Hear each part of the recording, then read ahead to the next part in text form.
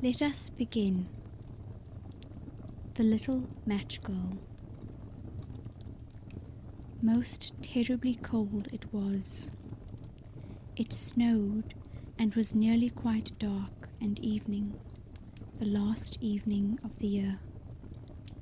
In this cold and darkness there went along the street a poor little girl, bareheaded and with naked feet.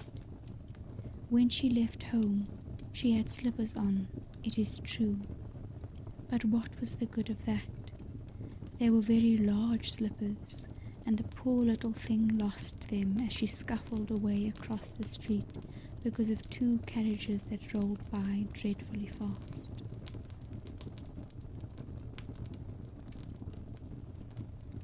So the little maiden walked on with her tiny naked feet that were quite red and blue from cold. She carried a quantity of matches in an old apron, and she held a bundle of them in her hand. Nobody had bought anything of her the whole day. No one had given her a single farthing. She crept along, trembling with cold and hunger. A very picture of sorrow, the poor little thing. The flakes of snow covered her long fair hair, which fell in beautiful curls around her neck. But of that, of course, she never once now thought. From all the windows the candles were gleaming, and it smelt so deliciously of roast goose, for it was New Year's Eve. In a corner formed by two houses, she seated herself down and cowered together. Her little feet she had drawn close up to her, but she grew colder and colder, and to go home she did not venture, for she had not sold any matches and could not bring a farthing of money. From her father she would certainly get blows, and at home it was cold too, for above her she had only the roof through which the wind whistled, even though the largest cracks were stopped up with straw and rags. Her little hands were almost numbed with cold. Oh, a match might afford her a world of comfort if she only dared take a single one out of the bundle, draw it against the wall, and warm her fingers by it. She drew one out. How it blazed, how it burnt. It was a warm, bright flame, like a candle, as she held her hands over it. It was a wonderful light. It seemed really to the little maiden as though she was sitting before a large iron stove with burnished brass feet and a brass ornament at the top. The fire burned with such blessed influence. It warmed so delightfully. The little girl had already stretched out her feet to warm them too, but the small flame went out, the stove vanished, and she had only the remains of the burnt-out match in her hand. She struck another against the wall. It burned brightly, and where the light fell on the wall, there the wall became transparent like a veil, so that she could see into the room. On the table was spread a snow-white tablecloth.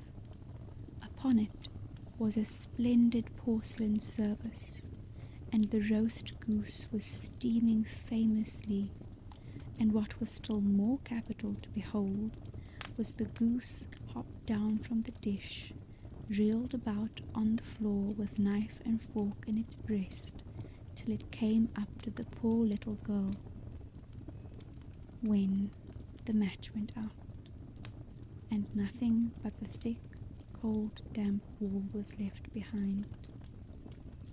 She lighted another match.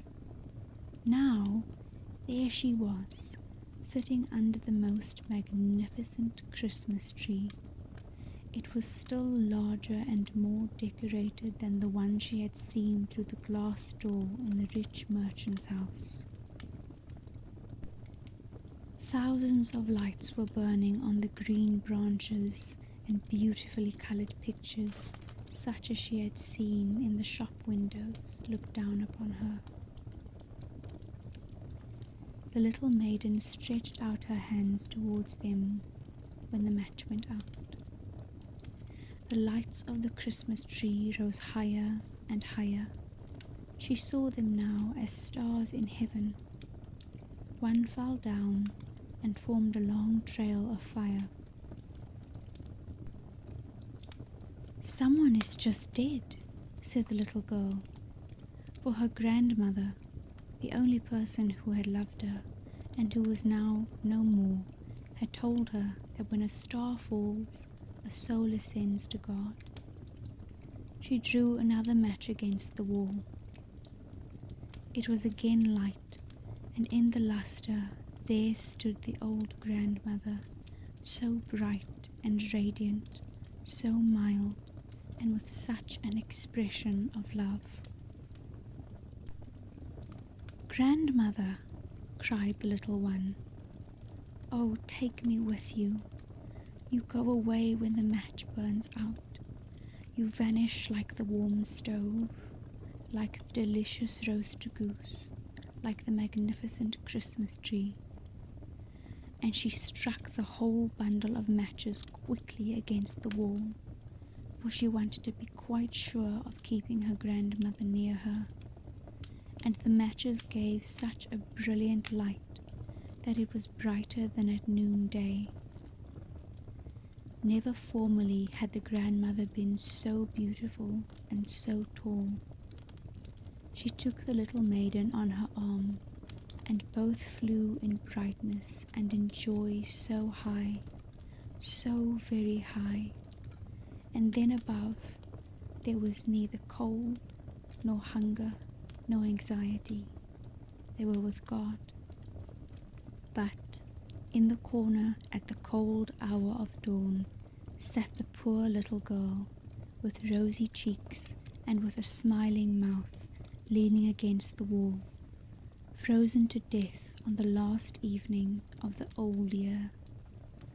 Stiff and stark sat the child there with her matches, of which one bundle had been burnt. She wanted to warm herself, people said. No one had the slightest suspicion of what beautiful things she had seen. No one even dreamed of the splendor in which, with her grandmother, she had entered on the joys of a new year. And that is that.